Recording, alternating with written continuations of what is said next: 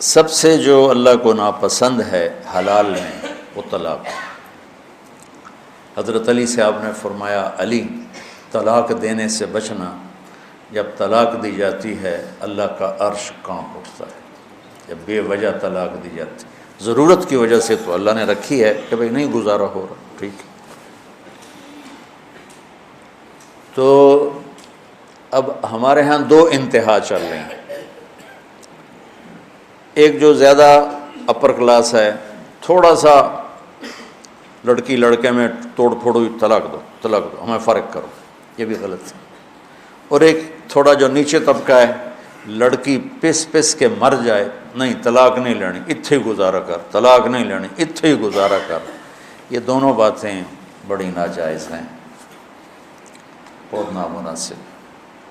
اللہ نے طلاق اس لیے تو رکھی ہے کہ کہیں لڑکی ایسی بدتمیز ہوتی ہے کہ لڑکے کی زندگی حرام کر دیتی ہے، اور اکثریت سسرالی ماحول ایسا ہوتا ہے کہ اس بچی کی زندگی حرام ہو جاتی ہے. وہ گھنٹوں رضائی میں سر دے کے روتی رہتی ہے، اور ماں باپ سے کہتی ہے تو نہیں بابا تم جتھے ڈولی اترے اتھو ہی جنازہ اٹھے. یہ کیسی بے وقوفوں والی بات ہے بھائی. وہ اس پر ظلم کر رہے ہیں، زیادتی کر رہے ہیں، تو بچی تیرا جگر ہے واپس لے. واپس کیوں نہیں لاتے؟ پھر ان کھوائیں گا کہ پھر یہ شادی کتنے کریں گے. یہ دو چیزیں ہیں جو رکاوٹ بن جاتی ہیں کہ نہیں بات تو گزارا کر جا مر جا. تو اس لیے میرے نبی نے فرمایا تو میں بتاؤں سب سے اعلیٰ درجے کا صدقہ کیا ہے؟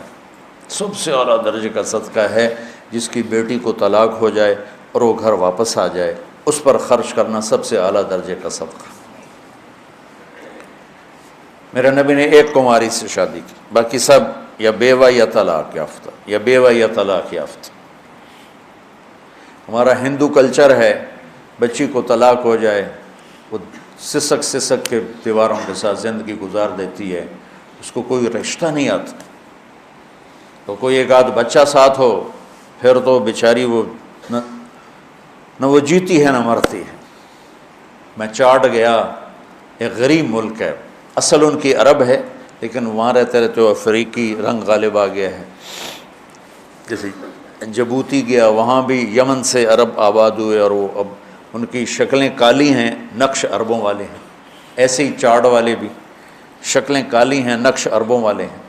ورنہ جو حبشی ہیں نا ان کو کوئی ناک ایسے ہوتا ہے، کوئی کان ایسے ہوتا ہے، اللہ نے عجیب وہ مخلوق بنائی ہے.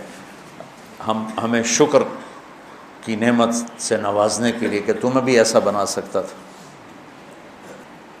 تو وہاں پتہ چلا کہ بڑا بھائی طلاق دے دینا اپنی بیوی کو تو چھوٹا بھائی عدت کے بعد اس سے نکاح کر لیتا. کوئی لڑائی نہیں. 8 بچوں کی ماں بیوہ ہو جائے یا طلاق ہو جائے تو عدت کے بعد فوراً 8 بچوں سمیت اس کی شادی ہو جاتی، اس کو قبول کر لیتے. ادھر معصوم بچہ ہوتا ہے نا، ایسی بچہ نہیں لینا، صرف لڑکی لینی، ایسی بچہ نہیں لینا. بڑا ظلم ہے، بڑا ظلم، بڑا ہی ظلم ہے. تو بیچاری تڑپتی، وہ آخر ماں ہی ہے نا، تو اس بچے کو تو ہم نے نکالنا ہی. ہم شادی کب کریں گے؟ جب بچہ ہم نے نہیں لینا، بس صرف لڑکی کو لینا ہے. وہ بیچاری راتوں کو کبھی تڑپے گی، کبھی دن میں تڑپے گی. وقت کے ساتھ ساتھ زخم بھر جاتا ہے، لیکن یہ بڑی قاتلانہ معاشرت ہے اور اس پر ہمارے ممبر سے کوئی بات نہیں ہو رہی ہے. اور میں پچھلے 20 سال سے اس مضمون کو چھڑا ہوا ہے کہ اللہ کرے ہماری زندگیوں میں نبی والی زندگی آ جائے. اور ہمارے یہاں جو طلاق ہو رہے ہیں اس طلاق کی وجہ کوئی بہت بڑی چیز نہیں ہے. اس طلاق کی وجہ بد زبانی ہے، لالچ ہے. ایک بچہ میرے پاس آ گیا، میں گاؤں میں تھا، رو رہا. میں کیا ہوا؟ کہ جی میری بہن کو سسرال نے نکال دیا ہے کہ فریج لیتے آویں گی تو تاں گھر وڑی نہیں تو وڑنے نہیں دیوں. یہ ہو رہا ہے، عام ہو رہا ہے. یہ تو غریب لوگ. اور میں ادھر جاتا ہوں ایک جگہ اپنے دانتوں کے ٹریٹمنٹ کے لیے، تو کبھی میری بیگم بھی ہوتی ہے، ان کا بھی مسئلہ ہوتا ہے. تو وہاں ایک لیڈی ڈاکٹر بچی ہے، تو اس کو طلاق ہو گئی.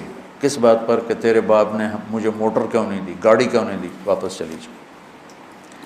تیرا باپ مالدار آدمی، مجھے گاڑی دینی تھی، اس نے گاڑی نہیں دی۔ یہ پورے پاکستان کی عکاسی میں کر رہا ہوں۔ تو بہت کم ہوتا ہے کہ بچی بے وقوف ہوتی ہے اور گھر اجاڑ دیتی ہے۔ عام طور پر یہ مسئلہ سسرال کی طرف سے اٹھتا ہے، اور میرے اللہ کو ناپسند ہے، میرے نبی کو ناپسند ہے طلاق دینا۔ لیکن اگر کسی وحشی سے واسطہ پڑ جائے یا کسی بدتمیز لڑکی سے واسطہ پڑ جائے تو پھر اللہ نے رکھا ہے کہ اس کو الگ ہو جاؤ۔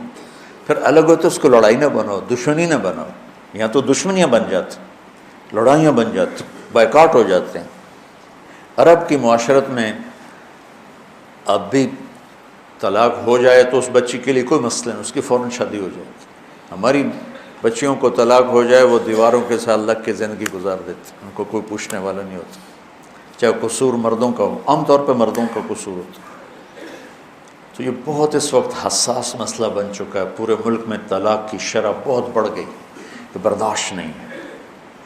والدین اپنے بچوں کو برداشت نہیں سکھاتے۔ میں نے جتنے سال تمہارے ساتھ گزارے، میں تمہیں یہ ایک، میری ساری باتوں کا اگر خلاصہ تو ایک چیز ہے کہ لوگوں کی برداشت کرنا سیکھ لو۔ وہ لوگوں میں بیوی ہو، باپ ہو، بہن ہو، بھائی ہو، دوست ہو، پڑوسی ہو، اپنا ہو، غیر ہو، برداشت کرنا سیکھ لو، آپ کی زندگی خوبصورت ہو جائے گی۔ اگر جواب دینے شروع کیے تو زندگی کا حسن سارا ہاتھوں سے نکل جائے گا۔ جب آپ نے نبوت کا اعلان کیا تو آپ کی 2 بیٹیاں حضرت رقیہ اور ام کلثوم، ان کا نکاح ہوا تھا ابو لہب کے بیٹوں کے ساتھ، چچا تھے نا ابو لہب۔ تو جب آیت آئی تبت یدا ابی لہب، تو اس نے آ کر اپنے بیٹوں سے کہا کہ راسی فی رؤوسکما حرام، میں اس گھر میں قدم نہیں رکھوں گا جب تک تم محمد بن عبداللہ کی بیٹیوں کو طلاق نہ دے۔ تو اس کا ایک بیٹا عتبہ، وہ حرم میں آیا، آپ تشریف فرما تھے، یہاں سے گریبان پکڑ کے جھٹکا دیا، آپ کا گریبان پھٹ گیا۔ وہ کہنے لگا تیری بیٹیوں کو طلاق ہے۔ طائف کے پتھر کھائے اور بد دعا نہیں کی۔ جب یوں بیٹی کی طلاق بھرے مجمع میں سنی تو کہا اچھا، میں اللہ سے کہتا ہوں اپنا کوئی کتا تیرے اوپر چھوڑ دے۔ اتنے دکھی ہوئے کہ اس کے لیے بد دعا کی۔ تجارتی قافلہ شام جا رہا تھا، اس میں عتبہ بھی تھا، تو ابو لہب آیا، دیکھو میرے بیٹے کو محمد نے بد دعا دی ہے، اور اس کی باتیں خالی نہیں جاتی، اس کی حفاظت کرنا، کوئی اس کو کچھ ہو نہ جائے۔ ایمان مقدر میں نہیں تھا اور بات پہ اعتماد اتنا تھا۔ جب یہ قافلہ زرقاء اترا تو ایک شیر آیا اور اس نے یوں سب کو دیکھا ایسے، تو عتبہ چیخنے لگا یہ محمد کی بد دعا آ گئی، یہ محمد کی بد دعا آ گئی، اور یہ مجھے مار دے گا۔ میں کہا پاگل ہے، ہم 300 آدمی ہیں، کیسے تجھے مار دے گا، ہم تیرے پہرے دار ہیں۔ انہوں نے سارے اونٹ کے پالان کٹھے کر کے اونچا مینار سا بنا دیا، اور اس کے اوپر اس کو سلایا اور خود چاروں طرف بیٹھ گئے پہرا دیں۔ اللہ نے سب کو سلایا۔ شیر آیا اور ایک ایک کو سونگا، چھوڑتا گیا چھوڑتا گیا چھوڑتا گیا، سب کو چھوڑ دیا۔ کتنے تھے مجھے کہیں ملے نہیں، کیونکہ 150-200 تو ہوتی تھے جب قافلہ چلتا۔ پھر اس نے یوں اوپر دیکھا، یوں سونگا اور پھر ایک چھلانگ لگائی، وہ سیدھا اس کے اوپر، اور جاتے اس کے منہ، اس سر اور منہ کو اپنے منہ میں لیا اور ایسے کچل دیا جیسے قیمہ بنا دیا جاتا، کھایا نہیں، بس ایسے کچل کے چھلانگ لگا کے واپس چلا گیا۔ تو میرے عزیزو بہت برا حال ہے۔ اللہ تعالیٰ نے درجے مقرر کیے ہیں کہ دیکھو اگر تمہاری بیوی نافرمان ہو رہی ہے تو اسے سمجھاؤ، فَعِظُوهُنَّ، اسے سمجھاؤ، پیار محبت سے، واز ہوتا ہی پیار محبت سمجھانا۔ وَاهْجُرُوهُنَّ فِي الْمَضَاجِعِ، پھر بھی نہ سمجھے تو اس کے ساتھ سلوک اچھا رکھو، لیکن رات کو سوتے ہوئے بستر اپنا باہر لے جاؤ، دوسرے کمرے میں سو جا، تاکہ اس کو احساس ہو کہ میرا خاوند تکلیف میں ہے۔ وہ پھر بھی نہ سمجھے تو اسے ایک آدھ تھپڑ سمجھانے کے لیے مار دو، یہ نہیں کہ سوٹے لے کے کھڑے ہو جاؤ کہ جسم پہ نشان بھی نہ پڑے، اتنا۔ وہ پھر بھی نہ سمجھے تو پھر کیا کرو، پھر بھی طلاق دینے میں جلدی نہ کرو، پھر یہ کرو کہ ایک آدمی خامند کی طرف سے آئے اور ایک آدمی لڑکی کی طرف سے آئے اور دونوں بیٹھ کر کوئی حل نکالیں اور اس مسئلے کو ٹھیک کرنا چاہیں تاکہ طلاق نہ ہو۔ پھر بھی اگر نہیں ہو سکتا تو پھر بیوقوف بن کے 3 طلاق مت دو، 1 طلاق دو، 1 طلاق دو، شاید اس کو احساس ہو جائے۔ پھر بھی وہ نہیں باز آتی تو چھوڑ دو، چونکہ جو کام 3 طلاق نے کرنا ہے وہی 1 طلاق نے کرنا ہے۔ 1 طلاق سے بھی بیوی سے آپ کا نکاح ٹوٹ گیا، لیکن آپ کو ایک سہولت حاصل ہے کہ اس کے بعد اگر آپ چاہتے ہیں کہ ہم دوبارہ صلح کر لیں، لڑکی صلح کر لے، تو آپ دوبارہ نکاح کر لیں گے۔ عدت کے دوران تو دوبارہ نکاح کرنے کی بھی ضرورت نہیں ہے، اور اگر عدت گزر جائے پھر آپ نکاح کر سکتے ہیں۔ لیکن چھوٹتی 3 طلاق دے کر آپ اپنا راستہ بند کر لیتے ہیں، پھر پوچھتے پھرتے ہیں۔ ایک بندے نے اپنی بیوی کو 3 طلاق دی اور مولانا صاحب کے پاس، کسی مولوی، ہر قسم کے لوگ ہوتے ہیں، کہ مولانا صاحب میں بیوی نے 3 طلاق دے دیتی، کوئی کی فتویٰ ہے؟ انہوں نے فرمایا حرام ہو گئی، کوئی رستہ کوئی؟ انہوں نے جیب سے لفافہ نکالا اور ان کے سرانے اس کے مسلح کے نیچے ایسے رکھ دیا کہ مولانا صاحب کوئی طرح دسو کہ ہوں تو سوچنا ہی پوے گا۔ 10 تو کی آنکھیں آئی، کہا جی میں آنکھیں آئی طلاق طلاق طلاق۔ میں کہا شکر الحمدللہ کوئی نہیں ہوئی۔ کہ جو کیوں ہے؟ کہ وہ ہوندہ طلاق۔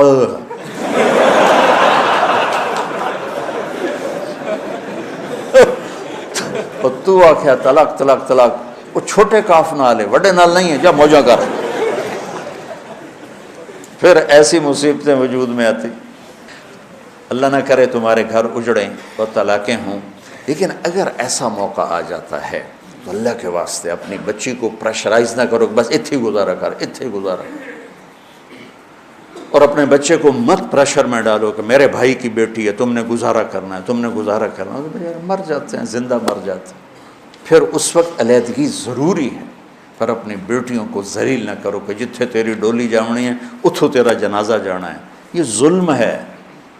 ہاں اگر اچھے سلوک ہیں تو واقعی پھر جہاں ڈولی اترے وہیں جنازہ، وہیں سے جنازہ اٹھے، لیکن وہ ویشیوں کے پلے پڑ گئی ہو۔ کہتا میں گاؤں میں بیٹھا تھا، گرمیاں تھیں، تو ایک لڑکی ایک بچے کے ساتھ بھاگ کے اندر آ گئی گھر۔ میں نے کہا بیبی کون ہو، کہاں سے آئی؟ کہ میں جنگ سے آئی۔ تو اس وقت یہاں کہا میں اللہ کے واسطے میری جان بچا دو، مجھے میرے خامن سے طلاق لے کے دے دو۔ کہا میں تو تجھے جانتا نہیں نا تیرے خامن، کہ میرا خامن ریڑھی لگاتا ہے اور روزانہ مجھے آ کے مارتا ہے، کوئی ایک دن کا ناغہ نہیں جس میں مجھے مارتا نہ ہو۔ میں ماں باپ کے پاؤں پکڑ چکی ہوں، یہ کسائی ہے، انسان نہیں ہے، مجھے طلاق دلوا دو۔ وہ کہتے ہیں ہم تجھے قتل کر سکتے ہیں، طلاق نہیں لے سکتے۔ تو میں بھاگ کے آپ کے پاس آئی ہوں کہ آپ میری اس سے طلاق دلوا دو۔ میں کہا بیٹے میں تمہیں جانتا نہیں، تیرے ماں باپ کو جانتا نہیں، خاندانی معاملات میں ایسے پڑھنا میں کیا کر سکتا ہوں۔ ان مضامین کو اللہ تمہیں کل کو بٹھائے ممبروں پر تو معاشرت بیان کرو، لوگ برباد ہو گئے، انہیں پتہ ہی نہیں ہے کہ زندگی کی خوشیاں کہاں سے ملتی۔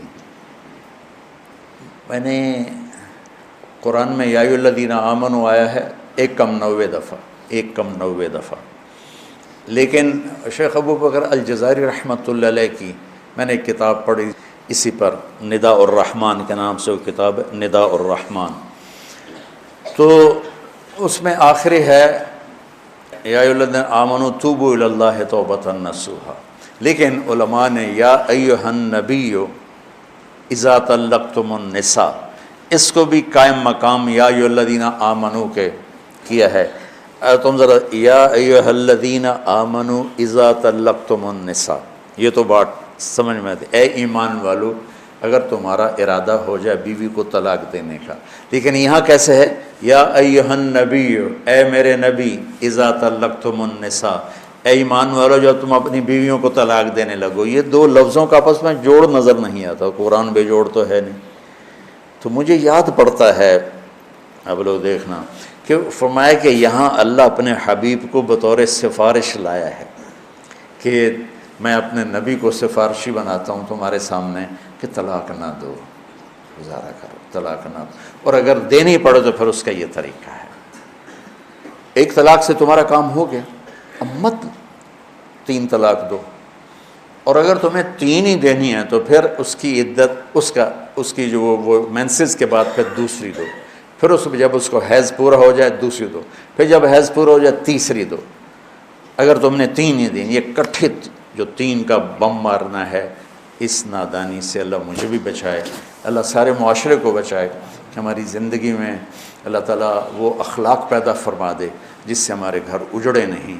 یہ وہ اسباق اور دروس سے زندگی ہیں بچوں جو عام طور پہ دوران تعلیم نہیں بتائے جاتے۔ اتنا بڑا نصاب ہے کہ یہ چیزیں پڑھائی نہیں جاتی، گزار دی جاتی، لیکن میرے نزدیک یہ ان سے بھی زیادہ ضروری۔ رفع یدین کرنے نہ کرنے پر جنت کا دار و مدار تو کوئی نہیں، سورۃ فاتحہ کے پڑھنے نہ پڑھنے پر جنت کا دار و مدار تو کوئی نہیں، آمین اونچی کہنے پر نیچی کہنے پر کوئی جنت کا دار۔ اور یہ وہ مسائل زندگی ہیں جس پر آدمی اگر ان کا حل نہ ہو تو آدمی تباہ ہو جاتا، دنیا بھی آخرت۔ پیس ٹرسٹ، تعلیم سے دنیا میں مثبت تبدیلی۔